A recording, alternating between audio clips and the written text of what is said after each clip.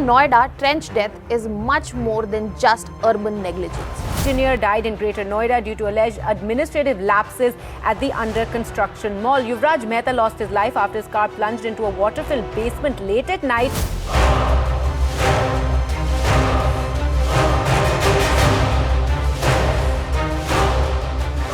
How it is also related to environmental laws and right to life, and why National Green Tribunal has decided to step up and take Suo Moto cognizance of this particular case.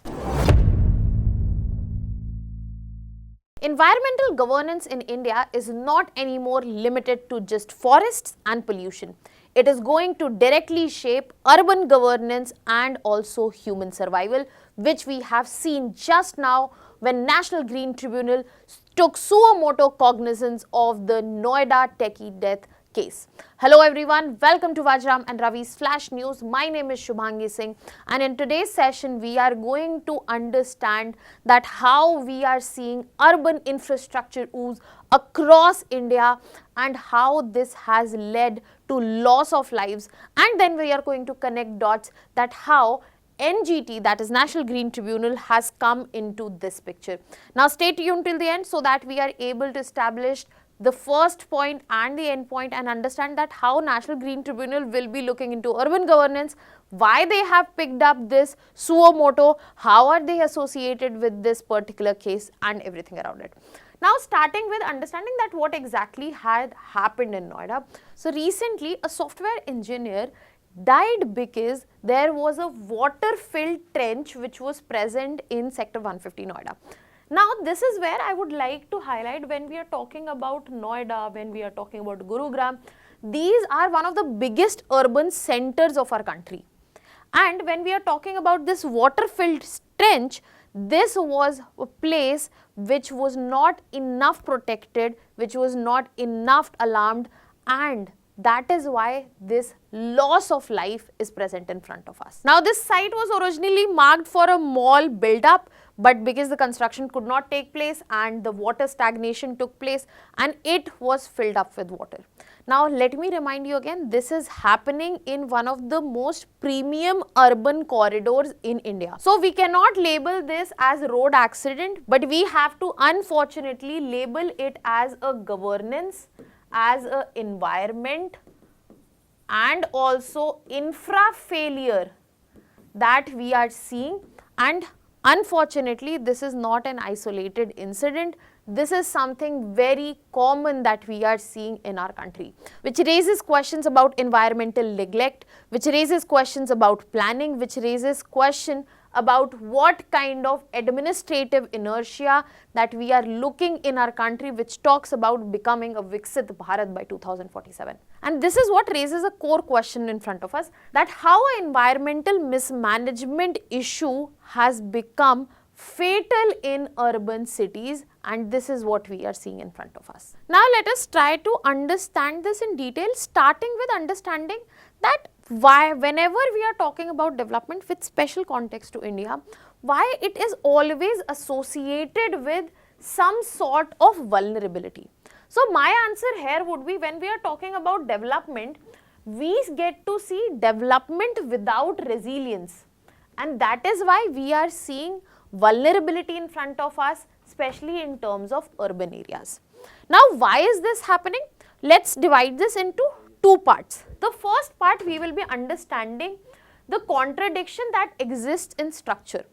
At one place, when you are talking about this specific place where this incident has taken place, we see that there are highways, there are expressways, there are huge buildings we just saw in that picture, but at the same time, to contradict that, the drainage capacity was poor, the management is absolutely poor. There is abandoned commercial land which has been left and it is unsecured. There are no markings, there are no signals, anything at all. Now, when we are looking at this contradiction, at one side, premium urban corridor, and on the other side, we see the mismanagement that we are talking about. And to add to this, the governance in architecture across our country, we cannot just stick to this particular region, we have to understand this is present across our country. We see the governance architecture is also very complex and heavily lacks accountability. Now this is because of multiple reasons. First, the reason itself is that we have so many authorities. We have a development authority, we have a municipal body, we have an irrigation department, and then we also have pollution control board. And contradiction here is as well, even after multiple authorities, we are getting to see this mismanagement in front of us. After that, even after having so many authorities, lack of accountability. Nobody is to give answers in this context, and there is no single nodal agency where there can be grievance redressal, especially for the public. So all in all, what we are getting, that the governance is fragmented. What we are seeing, the structure as of now is an absolute contradiction. It is neglected, the basic infrastructure does not exist, and what is in front of us? The urban vulnerability, be it the Bangalore floods, Chennai floods, Gurgaon floods, all of these, this is what is in front of us. Despite these cities, these towns being the modern ones, be it the premium ones, this is what lies behind them. And it's not like this is the first time that we are talking about it. News channels, study channels, every newspaper, magazine, your content for exam has been raging, talking about that this is a huge challenge in terms of governance, in terms of planning, urban planning especially, and this needs to be addressed. And in this very accident that has taken place, this was not something that was alarmed for the first time. There was already awareness of this fatal situation that was present. Even though there were multiple immediate triggers, there were structural failures because there was already a storm water management plan which was prepared back in 2015. But imagine in last 10-11 years, no implementation took place. Head regulator project was stalled despite the sanctions have been given in 2016. So regulators could have been placed, but no, nothing happened. The money has been given by the government. And the continuous stagnation that we are looking in that trench, that has not happened in 1 year, 2 years, 3 years. That has happened over 10 years. So here we are seeing not only planning delay, we are also seeing drainage failure, which is creating chronic stagnation, and this shows this is the delay not just in terms of planning but also execution. And this is what is causing preventable deaths. Unfortunately, again, in a country which talks about being fourth largest economy, becoming the biggest economy and whatnot, we are seeing that the number of preventable deaths are rising day by day. Now, amidst this, when we have had this discussion, now let us move to understand that what given inlet to National Green Tribunal to step in. Because when we are talking about this particular situation at our hand, we got to see that multiple laws were breached, including environmental laws. For example, wastewater and rainwater, they are not allowed to accumulate in commercial zone. But in this situation, we saw that happening. Apart from that, we saw also disruption of natural drainage connectivity. The natural drainage was blocked and this law was also breached. We also saw that there was no mitigation that took place even after this long-term water stagnation. Every year during the time of dengue, the government is shouting there should be no stagnation of water. And this is what we get to see from government as a response. So multiple environmental laws have been breached by the real estate firms which were present there, by the governance authorities, but there has been another component of laws which have been breached in terms of planning and safety. For example, there was no fencing or demarcation of the abandoned land. There was no environmental risk assessment of that particular land, and also there was violation of construction and road safety norms. So all in all, we get to see that there is environmental mismanagement is also directly involved, and it directly correlates to violation of Article 21, that is right to life. That means this situation could have been foreseen and this could have been mitigated as well. and it was known that this was a threat to human safety. But this unfortunate accident had to bring this to news, and that is when the public is getting aware that this is what lying at our hands. Now in this context, we have understood that environmental laws were breached. Now this is where National Green Tribunal has entered into the picture, because National Green Tribunal, established back in 2010 through National Green Tribunal Act, is responsible for environmental justice, protection and compensation, and their jurisdiction lies across Environmental Protection Act of 1986 and the Water Act, Biodiversity Law and also Forest Act. So when we are talking about their own purpose, we get to see that once the environmental laws were breached, it comes into their purpose. Now based on the powers they have, they can easily direct,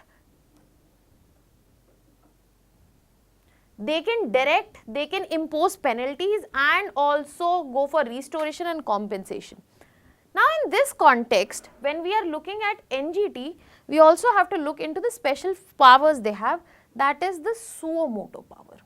Now in this very case, NGT has used their Suo Moto power and they have taken Suo Moto cognizance of this death case that has happened.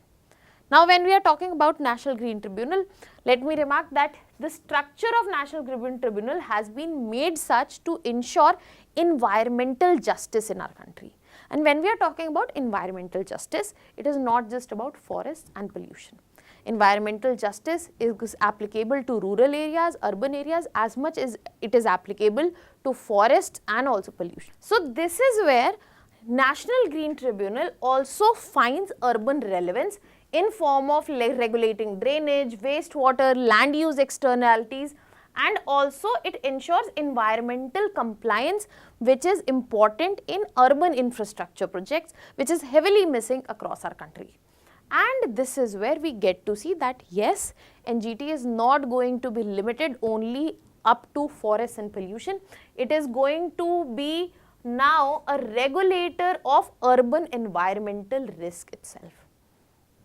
Now that we have understood the role shift, now let us move to understand that what exactly is Suo Moto cognizance and how it has taken place.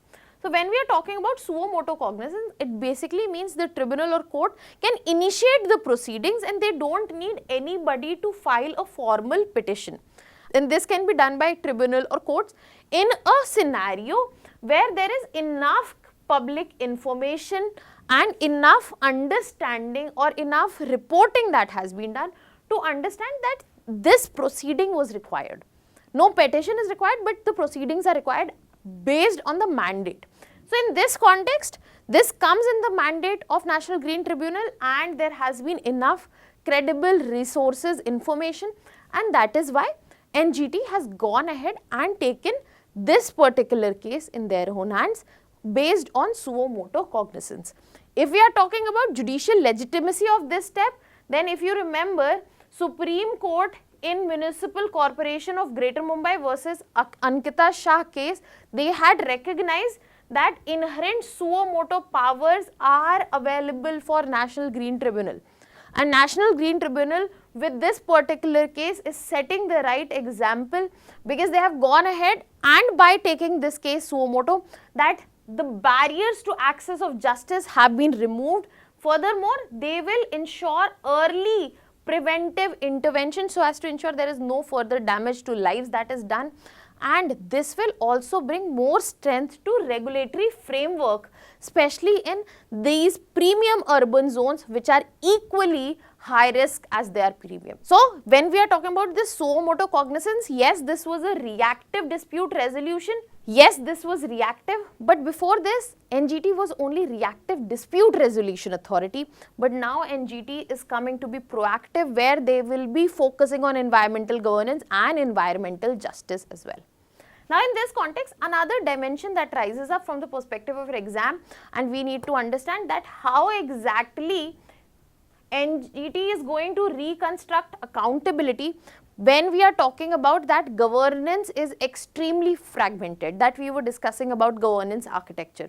In this case, through this observation itself, NGT has highlighted the lapse that has happened, the delay that have taken place, and it has already implemented multiple authorities across the board. So the issue that we were talking about, multiple authorities but no solution, NGT is asking them to stand up and take up their responsibilities in this very context. So it is going to fix the institutional responsibility, it is going to prevent the blame shifting, and it is also going to convert administrative negligence that we have been seeing into a justiciable environmental liability, which is a very important change required in our country, so as to ensure that environmental laws which have been present for the longest time, they actually become an accountability mechanism, especially for the urban areas that we are looking as the stepping stone of the modernization of our country. Now that was all from my side. Thank you so much.